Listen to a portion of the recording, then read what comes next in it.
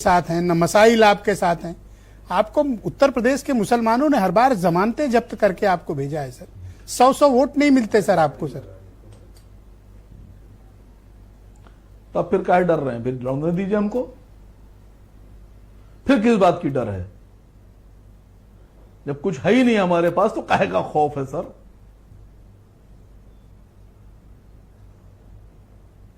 आरोप लग रहा है कि आप वोट काटने के लिए या मुसलमानों का वोट बांटने के लिए उत्तर प्रदेश में ये बार बार ऐलान करते हैं कि आप ताकत से लड़ेंगे, वोट काटना चाहते हैं। तो आपको मेरी सलाह है कि जो लोग ये बात कहते हैं उनको मेरी सलाह दे दीजिएगा कि अगर उनको लगता है कि हम वोट काटने और वोट बांटने आए हैं तो मेरी नेक सलाह ये है कि अपना वोट कटने से और अपना वोट बटने से बचा लीजिए। तो उत्तर प्रदेश में मुसलमान आपको वोट क्यों देगा भाई? कोई कारण तो बताइए कि इसलिए देगा। नहीं, उत्तर प्रदेश में मुसलमान हमको वोट क्यों नहीं देगा? क्यों देगा? हम चोर हैं, हम बेईमान हैं, हम लुटेरे हैं, हम भ्रष्टाचारी हैं। हमने किसी मंत्रालय में रहने के बाद बहुत बड़ा घपला घोटाला कर दिया है। हमने आपकी प्रॉपर्टी पंडित जी कब्जा कर ली है। हमने कहीं ईटा पत्थर फेंक दिया है।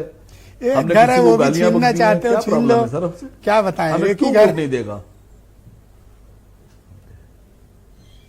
नहीं sir sir sir sir sir हम पर तो यह भी आरोप नहीं कि हमने मुजफ्फरनगर किया। हम पर तो यह भी आरोप नहीं है कि हमने बरेली किया। हम पर तो यह भी आरोप नहीं है कि हमने अस्थान गांव में सब जला दिया। हम पर तो यह भी आरोप नहीं है कि हमने साक्षी महाराज को ले लिया।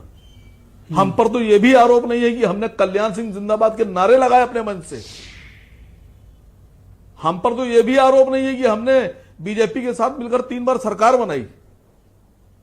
और हम पर तो यह भी आरोप नहीं है कि भारतीय जनता पार्टी के और शिवसेना के वो नेता जो मस्जिद शहीद होने पर मिठाइयां बांट रहे थे, हमने उनको सांसद बनाया।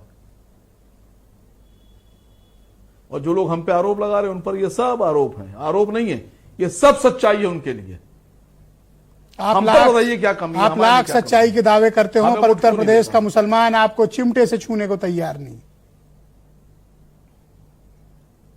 ये मुसलमान को डिसाइड करने दीजिए। बड़ी मेहरबानी आपकी होगी, मुसलमान डिसाइड करेगा तो उसको करने दीजिए सर। ठीक, आज कन्विक्शन नहीं है आपके भीतर इस बात को कहने का कि एमआईएम लड़ पाएगी। मैं आपकी मजबूरी और राजनीतिक हालात समझ सकता हूं, तो मैं आपके मित्र फराज किदवई को बुलाना चाहता हूं। कुछ कहना चाहते हो तो आप बोल सकते हैं, लेकिन कन्विक्शन नहीं लगा मुझे आज आपकी बातों में। ऐसा खान साहब भी कह रहे हैं। सर देखिए, मसला यह है कि सर जी, जब फायरिंग होती है तो भारी हथियार तब निकाले आते हैं जब दुश्मन ताकतवर हो। जब दुश्मन हल्का हो तो उस पर छर्रे वाली बंदूक ही काम कर जाती है सर। ओके, तो ठीक है, फराज किदवई को बुला लेते हैं। वो कौन सा हथियार निकालेंगे अभी पता चले, क्योंकि जब से ओवैसी ने ऐलान किया है समाजवादी पार्टी में